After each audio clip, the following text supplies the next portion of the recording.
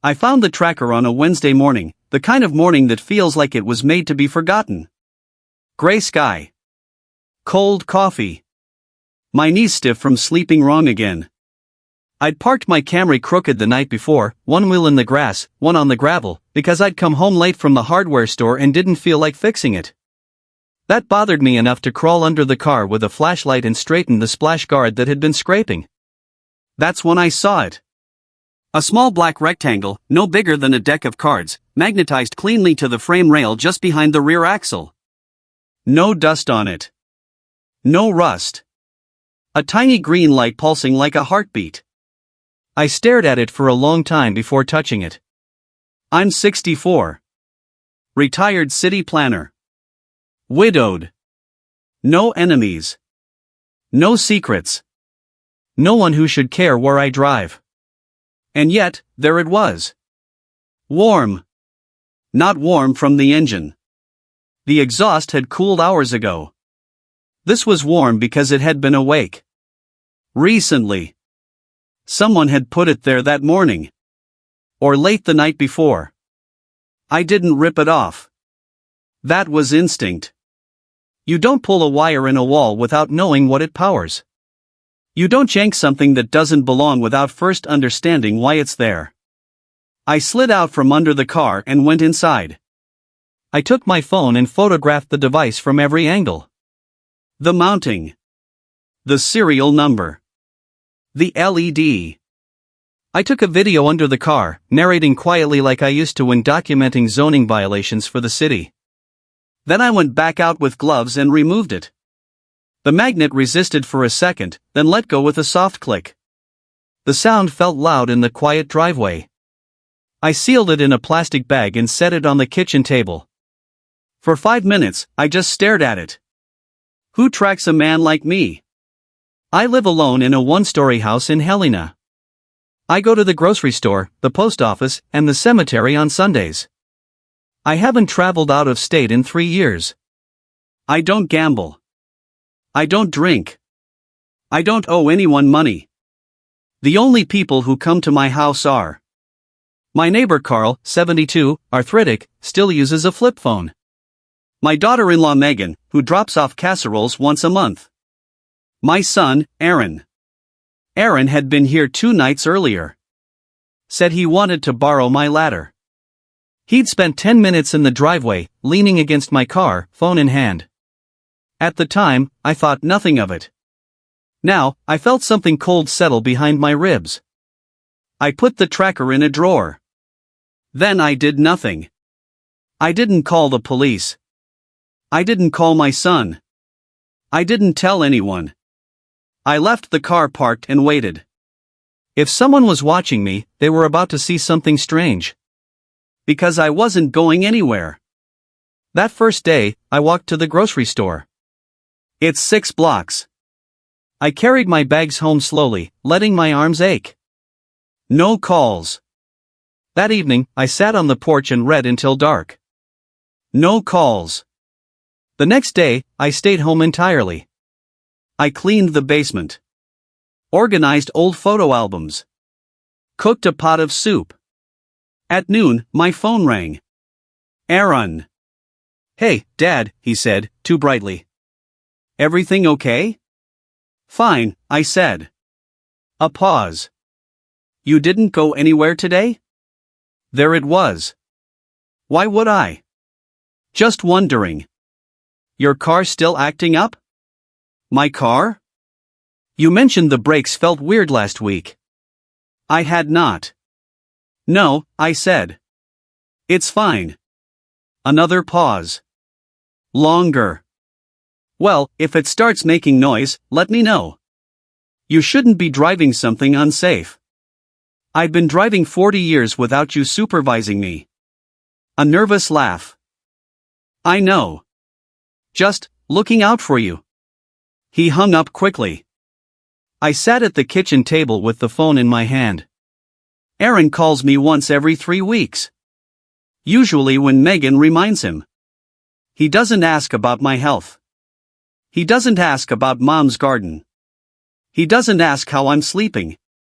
He asked about my car. That night, I pulled the tracker out of the drawer and turned it over in my hands. I searched the serial number on my phone. It wasn't a pet tracker. It wasn't a cheap consumer GPS. It was a commercial fleet unit. Real-time location. Cellular uplink. Geofencing. Tamper alerts. The kind companies use to monitor delivery trucks. The kind you don't buy at Best Buy. I didn't sleep.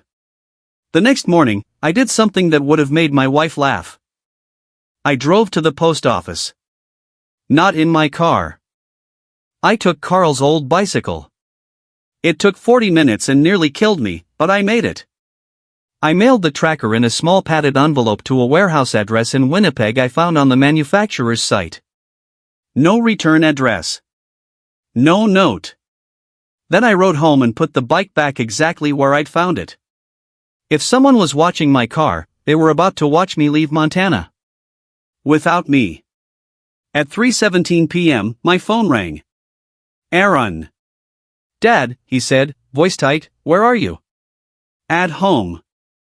No, I mean, where's your car? In the driveway.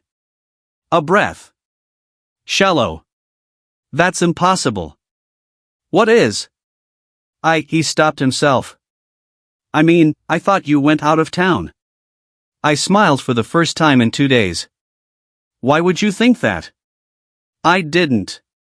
Just, never mind. You sound upset. I'm not. Aaron, I said gently, are you okay? Another pause. Then. Don't drive tonight. Please. Just stay home. I'm not going anywhere. He hung up. That evening, I didn't turn on any lights. I sat in the dark living room and watched my phone. At 9:42 p.m., it rang again. Megan's number. Hi, she said. Is Aaron with you? No. He said he couldn't find you. He's been calling non-stop. I spoke to him this afternoon. He's panicking, she whispered. He says something's wrong. With what? With everything. She hung up before I could ask more. I walked to the desk in my spare room and opened my laptop. Aaron had fixed it 6 months earlier when it slowed down. Said he'd optimized it. I opened the task manager. There it was. A background service I didn't recognize. Remote session handler. I searched it on my phone. Remote access software. Full desktop mirroring. File transfer. Keystroke logging. Installed 6 months ago. The exact day Aaron helped me. My stomach hollowed. I checked the access logs. Someone had opened my bank statements. My will. My pension portal. My medical portal. A PDF of my property deed. All while I was at the dentist. I closed the laptop slowly. This wasn't about safety. This was about preparation. I walked back to the drawer and took out the tracker bag. Then I called the only man I knew who wouldn't ask questions. Ray, I said, when he answered. You still drive north routes? Every week, he said. Why? I need something taken to Canada. What kind of something? The kind you don't open. Silence. Frank, he said, you're not that kind of guy. No, I said. But I think my son is. We met at a truck stop before dawn. I handed him a small box wrapped in tape. Winnipeg, I said. Drop it in any mailbox. Ray studied me. Someone tracking you? Yes. Who? I don't know yet. He nodded. I'll text when it crosses. That afternoon, I received the text. Crossed border. Still live. 10 minutes later, my phone rang. Aaron. Dad, he said, voice breaking, please answer me. Where are you? At home. No, you're not. You're not in Montana. You're not, he stopped. I said nothing. Dad, he whispered, what did you do? I mailed something, I said. A sound escaped him. Almost a sob. Don't drive, he said. Don't leave. Please. I'll come over. We need to talk. About what? About everything. He hung up. I sat in the quiet house and finally understood. My son hadn't just been watching me. He'd been waiting for me to move. And now, he thought I was gone. I didn't sleep that night. Not because I was afraid of what might happen. Because I finally understood what already had. Aaron wasn't tracking me out of concern. He was tracking me because he needed to know when I wasn't around. When I wasn't home. When I wasn't watching my accounts. When I couldn't interfere. The tracker wasn't for safety. It was for timing. At 4:30 a.m., I sat at the kitchen table with a legal pad and wrote a list. Tracker under my car. Spyware on my laptop. Bank statements accessed remotely. Property deed opened. Questions about my driving. Panic when the tracker moved. Then I wrote one question under it. What is he trying to do? I dressed before sunrise and walked to Carl's house. He opened the door in slippers and a robe, blinking. Frank? You all right? Can I use your computer? At 5 in the morning? Please. He stepped aside. I logged into my bank. A transfer had been initiated. Not completed. Initiated. $95,000. Destination, Apex Ridge Holdings. I didn't recognize the name. I canceled it. Then I checked my credit report. A hard inquiry from the same company. Filed 2 days earlier. Someone was trying to borrow money in my name. Using my assets. Using my identity. I closed everything and thanked Carl. He touched my shoulder. You look scared. I am, I said. But not for the reason you think. When I got home, there was a truck in my driveway. Aaron's. He was sitting in it, hands on the wheel, staring at my front door. I walked past him without acknowledging him. He followed me inside. Dad, he said, voice hoarse. Where did you go? I went for a walk. You were in Canada. I've never been to Canada. He froze. You were. I saw it. Your car was in. He stopped. I turned slowly. Finish that sentence. He opened his mouth. Closed it. Color drained from his face. I thought you'd been kidnapped, he said weakly. By whom? I don't know. You don't know, I repeated. But you know exactly where my car is at all times. He swallowed. You put a tracker on my vehicle. No, he said too quickly. I didn't. You asked where my car was. You panicked when it moved. You told me not to drive. I was just worried. You've never worried before. Silence. I found it, I said.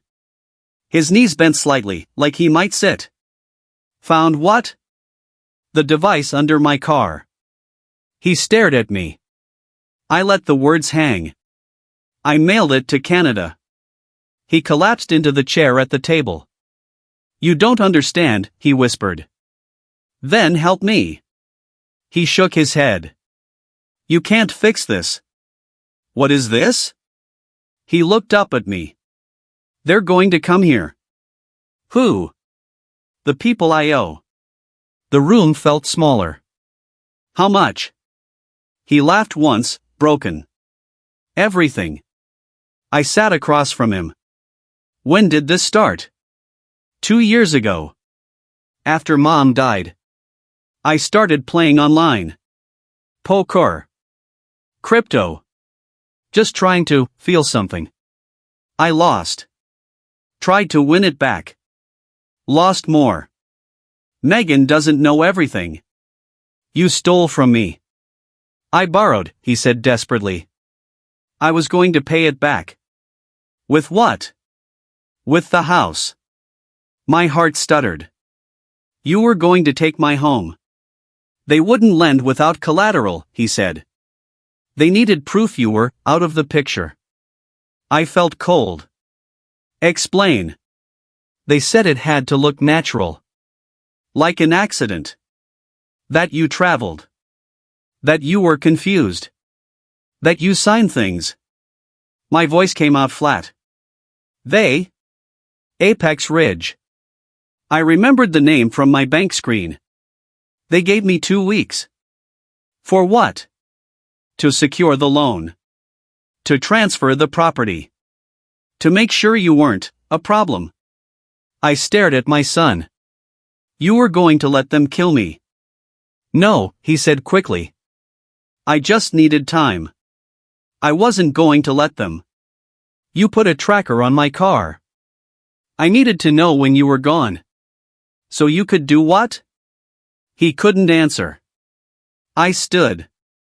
Leave. Dad. Leave my house. He didn't move. I will call the police. He flinched. You can't, he whispered. They'll come for you. They're already coming. He looked at me with a child's terror. I can fix it, he said. I just need 1 more week. I'll get a job. I'll sell my car. You installed spyware on my computer. He closed his eyes. I needed access to your documents. You forged my identity. He nodded. You tracked me like prey. He started crying. I didn't mean for it to get this far. But it did. He stood, shaking. They're dangerous, he said. They don't forgive. If you call anyone, they'll know. How? They have people everywhere. They know addresses. Schedules. You mean like a tracker? He didn't answer. I walked to the phone. He lunged. Don't. I stopped. You still think you're protecting me? I am, he said. If they think you're gone, they'll back off.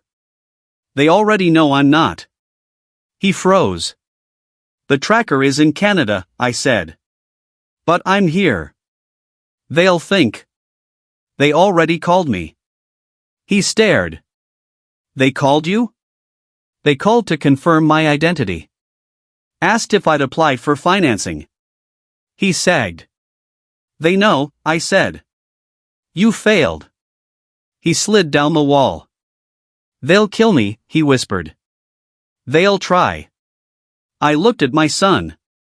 The boy who used to fall asleep on my chest. The teenager who broke the mailbox and confessed. The man who installed spyware on my life. You're not my enemy, I said. But you made yourself a weapon. He looked up. What do I do? You tell the truth. To who? To me. To the police. To anyone who can stop them. They'll kill you. They were going to anyway. I walked to the drawer and pulled out the empty plastic bag. The tracker is gone, I said. Your advantage is gone. The only thing left is honesty. He stared at the bag like it was a corpse. I didn't want this, he whispered. But you chose it. We sat in silence. Finally, he spoke. They have a man, he said. He comes in person. He's been watching the house. My skin prickled. Describe him. Tall. Black coat. Drives a gray SUV. He parks on the hill near the cemetery. I thought of the car I'd seen twice that week. He said if I didn't deliver papers by Friday, he'd come talk to you himself. About what? About signing. Or about dying. Aaron nodded. I stood. Go home, I said. What? Go home. Tell Megan nothing. Act normal. You're not calling the police? I am. They'll kill you.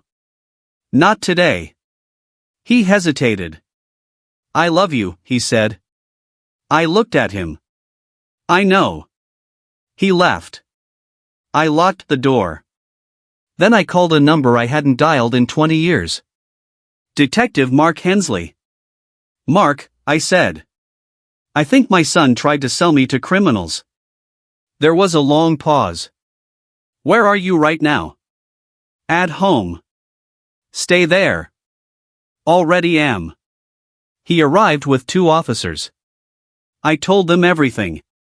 They listened. They photographed the spyware. The logs. The empty mount under my car. Hensley's jaw tightened. This is organized fraud, he said. And potentially worse. Can you protect me? He looked around my small house. We can watch. But if they're professional. I need bait, I said. He looked at me. I need them to come here. You're asking to be a target. I already am. He studied me. You're calm. I've been planning cities for 30 years, I said. I know how systems fail. This one is already collapsing. What do you want? I want them to think I'm vulnerable. You are. I want them to come in daylight. They don't work that way. They will if they think I'm confused. Hensley leaned back. You're suggesting a sting. I'm suggesting a performance. He considered. We'll need federal coordination. I don't have time. He sighed. Frank, if this goes wrong. It already did, I said. We agreed on a plan. I would call Apex Ridge. I would pretend to be frightened. I would say I was confused. I would say my son told me to expect a visit. I dialed. A man answered. Apex Ridge Holdings. My name is Frank Miller, I said, using the wrong last name. I think my son did something with my house. A pause. What did he tell you? That I need to sign papers. That you're sending someone. Another pause. Where are you located, Mr. Miller? I gave my address. We'll have a representative contact you. When? Soon. I hung up. Hensley exhaled. They bit. We waited. 2 days passed. I left the curtains open. I walked slower. I acted confused when neighbors waved. On the 3rd morning, a gray SUV parked near the cemetery. A tall man in a black coat walked up my driveway. I opened the door before he knocked. Mr. Miller, he said smoothly. I'm here to help. Behind him, unmarked cars idled. I smiled. Thank you, I said. I've been very lost. He stepped inside. The door closed. And the house filled with sirens. The man froze. Not dramatically. Not with raised hands. Just a subtle stiffening, like a wire pulled tight inside him. 2 agents moved first, fast and quiet. One behind him. One at his side. He didn't resist. He didn't argue. He only said one thing. You're making a mistake. Hensley stepped into the room. No, he said. You did. They cuffed him at my kitchen table. Outside, neighbors gathered behind curtains. Inside, my house felt like it had been invaded by weather. The man's name wasn't on any license. The SUV was registered to a shell company in Nevada. His phone held messages from numbers that didn't exist.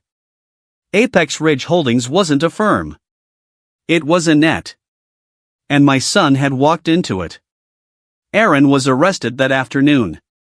Not violently. Not in handcuffs on the lawn. He came willingly. He sat in the interview room with his hands folded and confessed. He told them about the tracker. About the spyware. About the forged applications. About the man on the hill. About the debt. About the fear.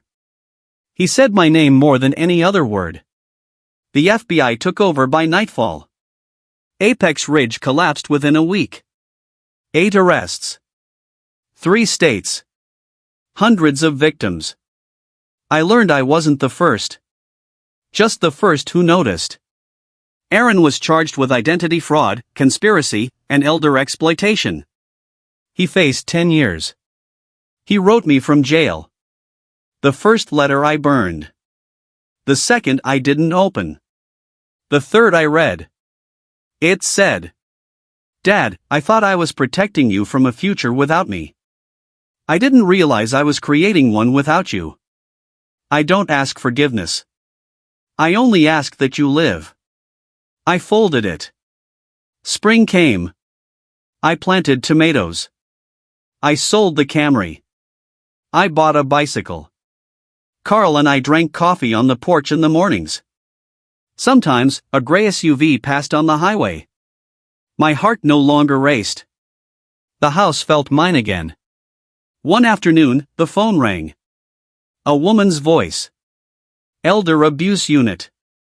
"Mr. Miller," she said, "your story helped someone."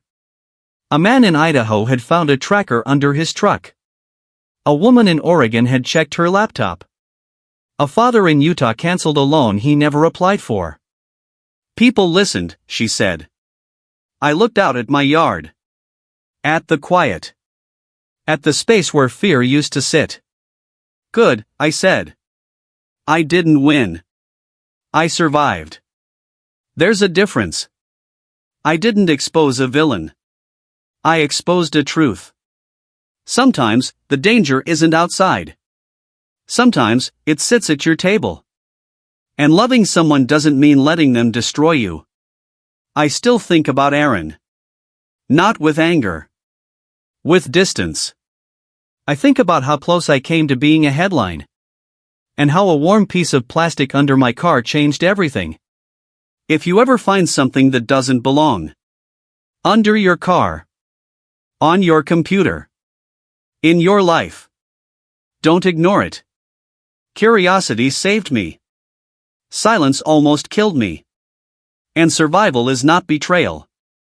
It's permission to keep living. Years pass faster than you expect once you realize how close you came to losing them. I'm 70 now. I still wake before dawn. Still make coffee too strong. Still pause at the window every morning, not out of fear anymore, but gratitude. The quiet feels earned. I speak at senior centers sometimes. Libraries. Church basements. Rooms filled with people who look just like I did before that Wednesday morning, comfortable, trusting, certain that danger belongs to other lives. I don't dramatize it. I tell them how ordinary it began. A crooked parking job. A loose splash guard. A warm piece of plastic. I tell them how betrayal doesn't arrive with horns. It arrives with help. With "let me fix that for you." With "I'm just looking out for you." I watch their faces change. Some of them go home and check their cars. Some check their computers. Some check their families. A few call me weeks later. They found something. Aaron writes once a month. His letters are quieter now. Less desperate.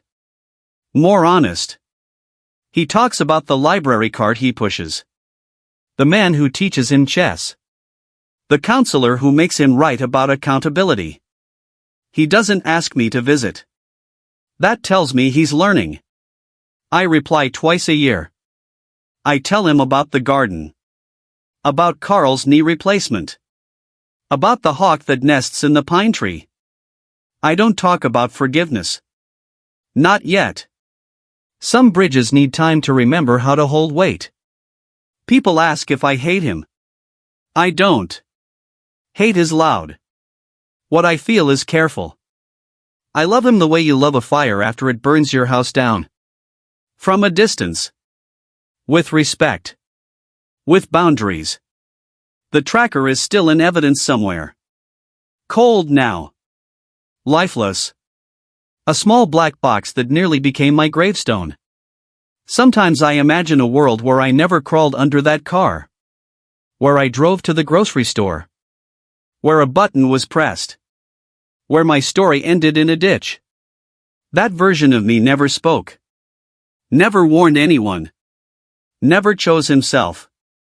I don't live in that world. I live in this one. Where the mornings are quiet. Where survival isn't selfish. Where noticing saved my life. And if this story finds you, if it makes you pause before trusting too easily, if it makes you look twice at something that feels wrong, then it did what mine was saved to do. Not entertain. Warn. Because sometimes the most dangerous thing in your life is the person who knows you best. And sometimes, the bravest thing you can do is choose to keep living. One last thing I tell people, after the questions fade and the room grows quiet. Evil doesn't always look like evil. Sometimes it looks like a son carrying your groceries. Sometimes it looks like someone fixing your Wi-Fi. Sometimes it looks like love with a deadline. We grow up believing danger wears a stranger's face. A thief. A criminal. A man in a dark coat. But the truth is harder. Real danger often knows your birthday. Your routines. Your habits.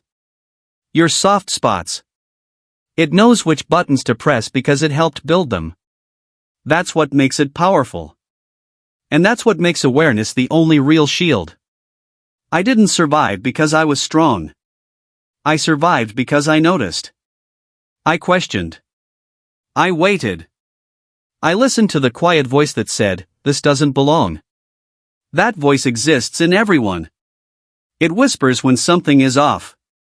When kindness feels calculated. When help comes with pressure. When love begins to demand silence. Most people ignore it. I almost did. So if there's one thing I leave behind, it's this. Pay attention to the small things. A device where none should be. A question that doesn't fit. A concern that feels rehearsed. A kindness that asks for control. Those are not coincidences. They are warnings.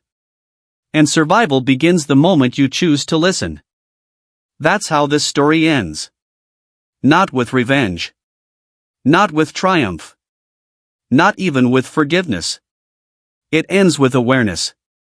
With a man who learned that survival sometimes means saying no to the people you love. With a house that stayed standing because its owner paid attention.